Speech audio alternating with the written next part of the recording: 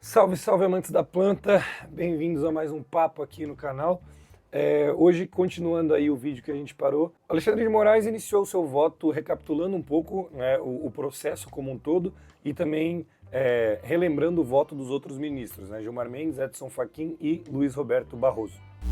Me parece necessário uma análise da realidade brasileira com dados concretos e reais, que podem demonstrar que qualquer que seja a opção dessa Suprema Corte nesse julgamento, algo deve ser feito para que essa opção seja aplicada de forma igualitária a todos. Hoje, nós não temos, infelizmente, uma aplicação igualitária da lei a situações idênticas. Eu acho importante salientar aqui que praticamente todas as falas que o ministro Alexandre de Moraes trouxe, ele reforça isso no seu depoimento, que são com base na experiência que ele teve como agente de segurança pública, né? E essa experiência seria como secretário de Defesa do Estado de São Paulo e também, posteriormente, né, como ministro da Justiça, que também é importante destacar, já representou justamente o lado de lá, já representou o conservadorismo, né, esse combate às drogas. Xandão já teve essa participação, mas dada a fala do Xandão, dá para entender que ele percebeu que aquele modelo de combate que ele mesmo foi colocado não era um modelo eficiente. Todos sabemos que de 71 para cá, se fosse feito um ranking quem ganhou a guerra às drogas, certamente não foram as autoridades públicas. Xandão também reforça o quão complicado é a questão do combate às drogas no Brasil por conta das nossas fronteiras, né?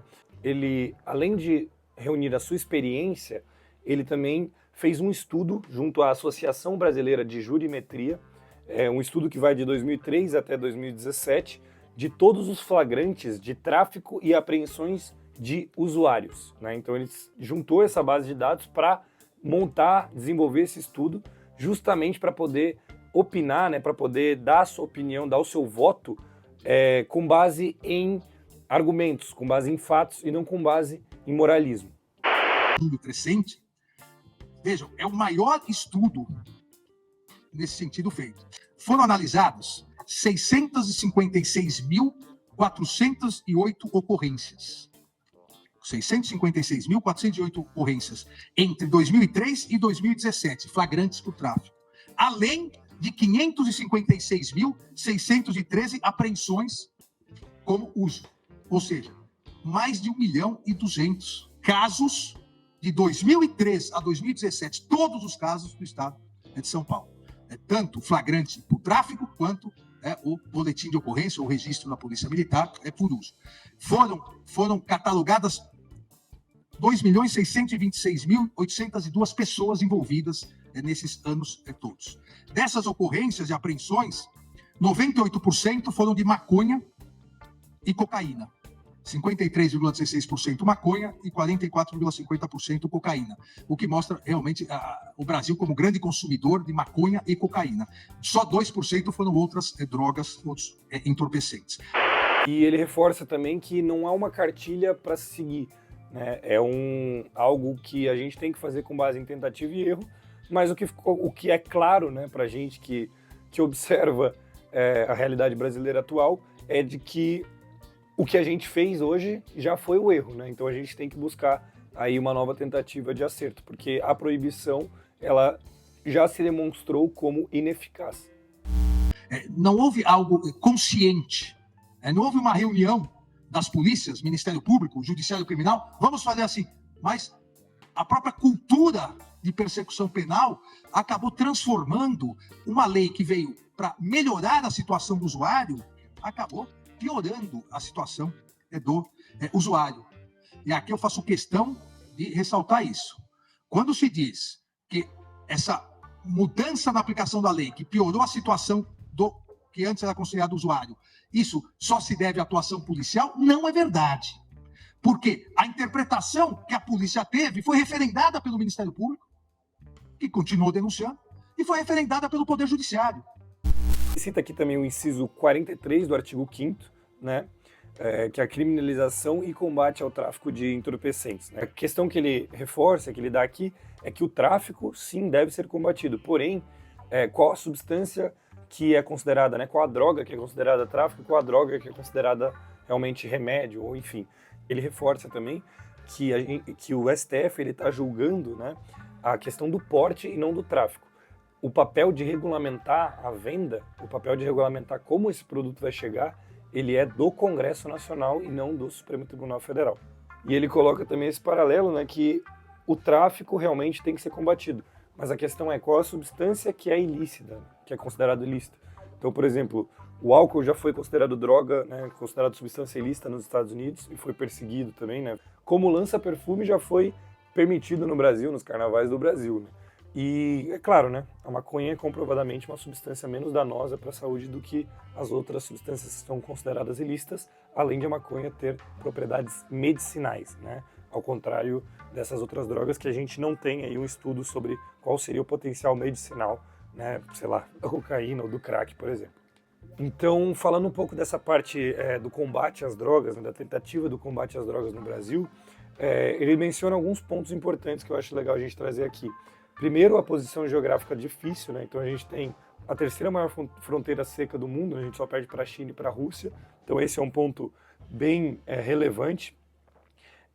Além disso, a gente faz fronteira com os dois maiores produtores de cocaína do mundo. São eles Peru, que a gente tem 1.644 quilômetros de fronteira, e Colômbia, que a gente tem quase 3.000 quilômetros de fronteira. Ou seja, os dois países juntos aí chegam a quase 5.000 quilômetros de fronteira seca. E além disso, né, boa parte desses territórios, dessas fronteiras, são de floresta amazônica mesmo, né? Então, o combate acaba ficando mais difícil ainda porque 70% dessa região não é seca. Então, rios, lagos, acaba sendo muito mais complicado para fazer essa fiscalização. E além disso, a gente tem uma fronteira com o Paraguai de 1.365 quilômetros. E o Paraguai hoje é o maior produtor de maconha do mundo. Os países maiores produtores de maconha e cocaína conseguiram fugir de ter que passar pelos Estados Unidos para chegar até a Europa, né? Passaram pelo Brasil e encontraram no Brasil um mercado consumidor gigantesco. Em números absolutos, aqui não percentuais por 100 mil habitantes, mas por números absolutos, o Brasil é o maior consumidor de maconha do mundo. E é o segundo maior consumidor de cocaína do mundo. Só perde, no quesito cocaína, consumo de cocaína, para os Estados Unidos da América, que vejam, com milhões, bilhões de dólares investidos na guerra, as drogas continuam sendo o país que mais consome cocaína no mundo. Só que temos um ponto bem importante aqui para frisar, na minha opinião, com relação a essa questão da droga do Paraguai, né? E o Xandão até fala, né, que a gente acaba consumindo, né, por conta da proibição, a droga de menor qualidade do mundo e a mais batizada do mundo, né? A droga do Paraguai, a maconha do Paraguai, é a maconha de menor qualidade do mundo. E o produto é, né, prensado, empacotado e colocado aí nos meios de transporte mais alternativos possíveis. O que acaba acontecendo é que, durante esse transporte, essa matéria que já era ruim, né, esse material que já era ruim saindo do Paraguai, ele acaba chegando aqui ainda mais degradado e com um dano à saúde do usuário, um possível dano à saúde do usuário ainda maior. E outro ponto importantíssimo também é que o Xandão falou que a lei trouxe o efeito inverso do que o Congresso Nacional queria. E eu queria colocar essa reflexão.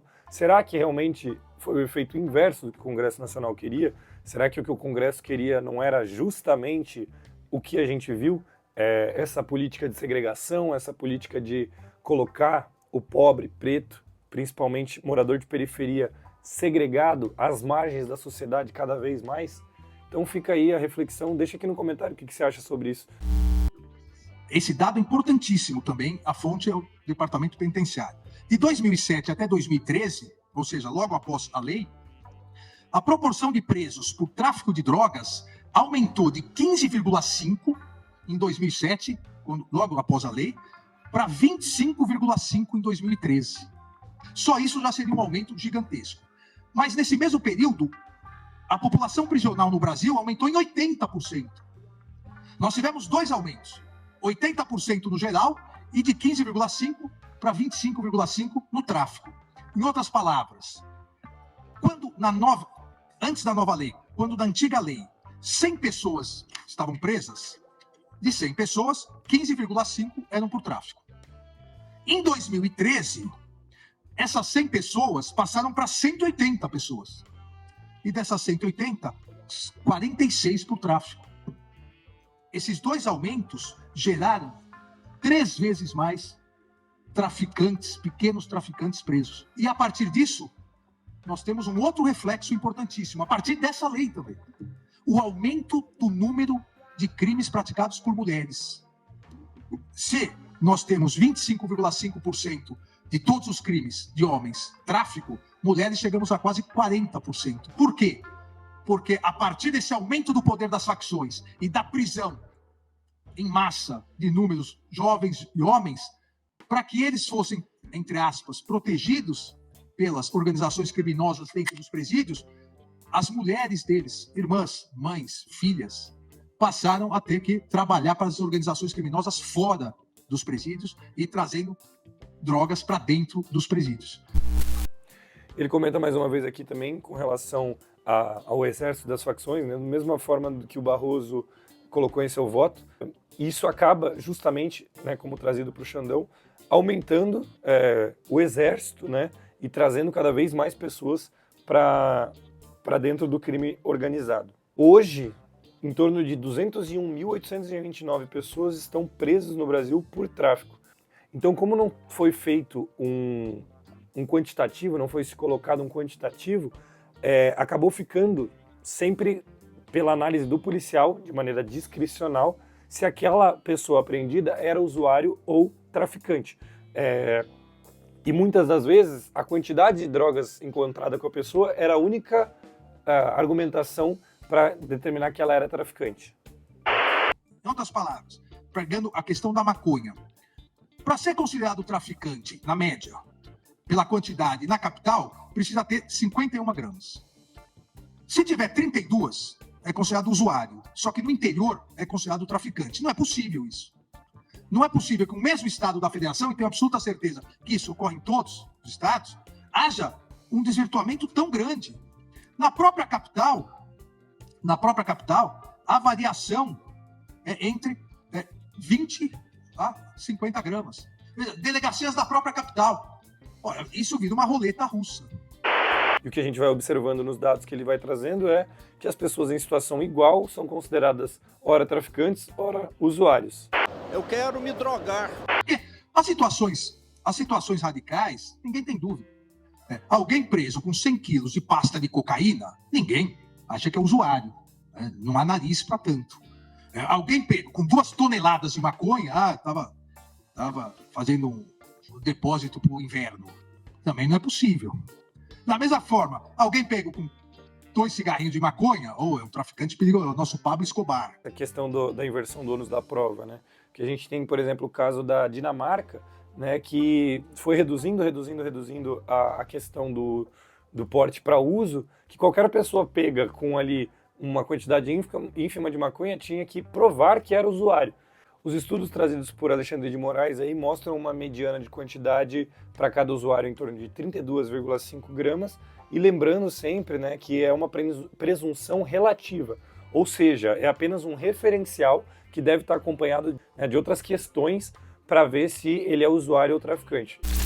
A mediana para caracterização de tráfico de maconha para os presos analfabetos, ou seja, o analfabeto, ele é considerado traficante quando é pego, com 32 gramas, 32,275 gramas. Aquele que tem segundo grau completo, a mediana é 40 gramas. Agora, os portadores de diploma de curso superior, a mediana é 49 gramas. Veja, do analfabeto para quem tem curso superior, a diferença é de 52%. Mas a conduta é igual? Conduta mesma. Aqui as condutas são idênticas. No caso da idade, é pior ainda. No caso do critério de idade, a variação é mais desproporcional. A mediana para caracterização de tráfico de maconha para suspeitos em torno de 18 anos é de 23,90 gramas. Então, o jovem, 23,90 gramas, tráfico. Para os suspeitos até 30 anos, 36 gramas. Agora, para os suspeitos que são pegos com mais de 30 anos, 56 gramas. Veja. em torno de 18 anos, 23,90 gramas. Mais de 30, 56 gramas. 134% a mais. Pode ter mais do que o dobro de droga alguém com 30 anos, que o jovem, que é, na mediana, caracterizado como usuário. E o jovem é traficante. Negros considerados pretos e pardos. Mas também aqui, a mediana é de 80% a mais. O branco, para ser considerado traficante, tem que ter 80% a mais que o preto ou pardo. Então, vamos somando as três grandes características. O analfabeto, jovem, em torno de 18 anos, preto ou pardo, a chance dele, com uma quantidade ínfima, ser considerado traficante é gigantesca. O branco, mais de 30 anos, com curso superior, ele precisa ter muita droga no momento com ele para ser considerado traficante. Então, não há uma estrutura da nossa força de segurança pública para lidar com esse assunto. E eu digo por quê? Porque não é um assunto que deve ser tratado como questão de segurança pública, e sim como uma questão de saúde pública. Então, a partir do momento que a gente tiver profissionais capacitados como agentes de segurança para poder, ao invés de reprimir, ao invés de bater, ao invés de agredir um morador de rua, por exemplo, porque está usando uma substância, ele saber acolher, ele saber levar ele para o lugar correto, ele saber tratar isso de uma maneira diferente. Porque assim, gente, a única coisa que a gente sabe é que repressão, proibição não dá certo. E a gente tem aqui um governador de São Paulo hoje vindo justamente com essas ideias de que quer acabar com a Cracolândia aumentando a repressão policial. A gente tem um Kim Kataguiri falando que ia aumentar a repressão policial. E não dá. Não dá pra gente achar que o que já foi feito e não deu certo, se a gente fizer mais pesado, mais forte, vai começar a dar certo. Não é assim que funciona. E eu faço um desafio aqui para todos esses de extrema direita que dizem que a punição, que a proibição é o que vai resolver o problema das drogas. Me aponta um país, me aponta um único país no mundo onde deu certo a política de persecução penal, a política de proibição de drogas, onde isso reduziu o número de usuários, onde isso ajudou a população a enfrentar os seus problemas. Eu, sinceramente, não conheço. O estudo reflete o que nós verificamos indo nos presídios. Né? O aumento de jovens sem instrução, pretos e pardos presos, principalmente por tráfico de entorpecentes. E a partir do momento que foram presos por tráfico de entorpecentes, acabaram sendo cooptados pelas organizações criminosas. Quando saem, eles têm que pagar o que estão devendo. E aí voltam por furto, voltam por roubo. E é um ciclo vicioso que nós acabamos criando, nós, enquanto instituições. O Alexandre de Moraes estipulou uma quantidade entre 25 e 60 gramas, né? Eles vão definir essa quantidade ainda, mas ficaria ali entre 25 e 60 gramas para porte, seria considerado consumo pessoal, né? E além disso, também acompanhou o voto do Barroso, com 6 plantas fêmeas para cultivo também pessoal. Ao final da sessão, a gente tem ali o Barroso, né? Ele elogia a pesquisa empírica do Xandão, que no caso o que ele fala é que confirma o que a gente já tinha como intuição, né? A pesquisa do Xandão só traz justamente essa confirmação. E ele reforça também que a despenalização foi feita pelo Congresso, né? Que o STF não está inovando na lei, o STF está só realmente ajustando. De modo que se os colegas tolerassem e permitissem, Vossa Excelência, também, presidente, eu indicaria adiamento um pouco para perfilhar, anotar um pouco essas diferenças, indicaria adiamento. Então, Gilmar Mendes, como vocês viram aí, ele pede um adiamento para poder juntar as informações e para poder retomar isso em pauta. Então é isso, rapaziada, esse foi meu primeiro vídeo. Se você gostou, peço que deixe seu like aqui, que se inscreva no canal. Eu vou trazer bastante conteúdo com relação à política, tanto de drogas quanto política proibicionista. A intenção aqui do canal é trazer mais para frente pessoas para trocar uma ideia com relação a cannabis, com relação à legislação, regulamentação como um todo. E é isso. Obrigado por terem assistido até aqui. Se você gostou, deixa o like, deixa algum comentário com alguma sugestão para mim, para algum outro próximo vídeo. E é isso. Obrigado por ter assistido até aqui. Um grande abraço e até a próxima. Agora, qual o grande problema?